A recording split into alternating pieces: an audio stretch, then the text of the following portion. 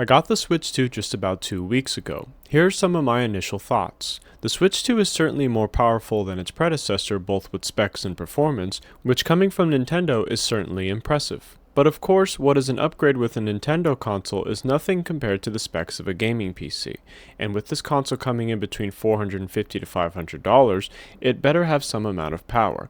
Now if you don't care about specs and performance, then the Switch 2 will definitely look like a massive leap forward.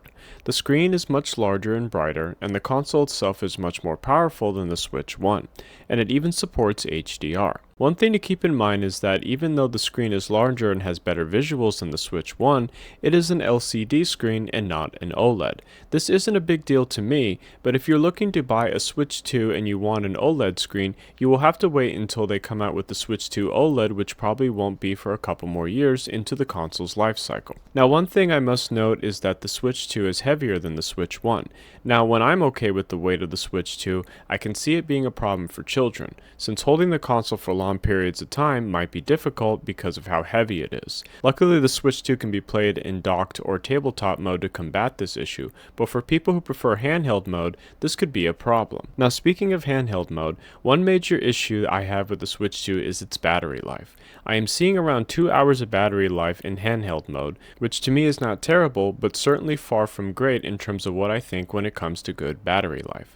Now let's be honest here for a minute. We all know that Nintendo will make a mid-console refresh and that will have a better battery. So of course the first generation of the console will come with a very mediocre battery so that Nintendo can say that the battery is better in a future upgrade versions of the system. And yes, I know you can just play on dock mode or plug it in while in handheld mode, which thanks to the extra charging port on top makes playing in handheld mode much more comfortable since you don't have a wire on your lap.